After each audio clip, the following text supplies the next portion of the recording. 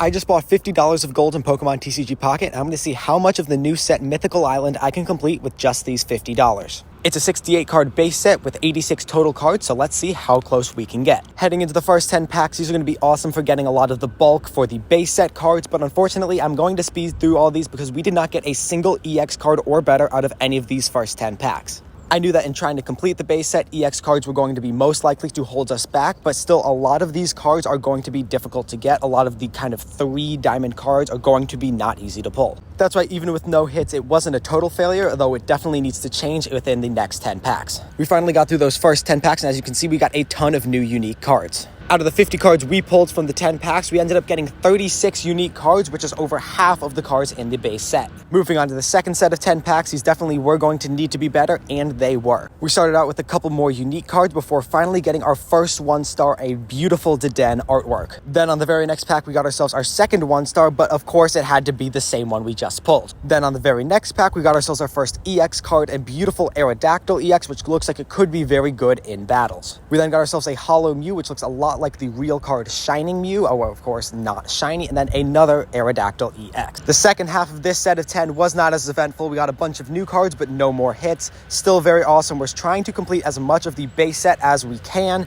and this is going to be a very good way to do it. I am also hoping we get enough pack points from this that if we are very, very close at the end, we can buy a couple of the last cards that we need. Moving now into the third set of 10 Mythical Island booster packs, we got ourselves another really good EX card for PvP. We got a Pidgeot EX. We then had ourselves another little dry spell without any hits. We were slowing down on the new cards, but it was okay because it was all building up to one of the biggest cards in the set. Out of the first set, Genetic Apex, I was able to pull 2 of each of the immersive artwork rares. I was able to get 2 Pikachus, 2 Charizards, and 2 Mewtwo's. And now out of the new Mythical Island set, I got the first Celebi EX immersive rare. This artwork, honestly, I think is better than all 3 of the other ones. You can see the Celebi's reflection down in the lake.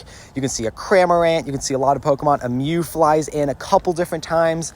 You got a Shiinotic right there. You can see the Mew the first time, then it comes around in the bottom. Absolutely awesome artwork. I was super excited about this, obviously. A first 3-star on the opening, and we also were able to pull another new 1-star, this time the Marshadow. Checking in on our progress after opening 30 packs, we were getting pretty close to completing the full base set. We were only 9 cards away, plus we had gotten some 1-stars and obviously the Celebi EX. Going into our second to last set of 10 booster packs, I was a little bit doubtful, but going in very first pack, we got not 1, but 2 new 1-star cards, rounding out a lot of our collection. One key feature in Pokemon TCG Pocket that has not yet released is going to be the trading system, which I am a huge advocate for. I have opened tons and tons and tons of packs, and there's a few cards that I really want, but just have not been able to pull. I understand that the Pokemon Company does not want people to be assigning real-world money and values to these cards, but the way to combat that is to make requirements for the trades. My recommendation isn't limiting who you can trade with or even how many times you can trade, but limiting what you can trade for what. For example, if I want to trade for a 2-star Zapdos out of Genetic Apex, I would have to give away at least 2 1-star cards out of Genetic Apex as well in order to keep the trade fair. This way, even if someone does want to buy a gold crown Pikachu, they still need to give away something equivalently rare from their own profile. I think this is the best way to limit people IRL trading without hindering the game for anyone else. After opening 50 packs, I had just enough gold for 1 more singular pack opening.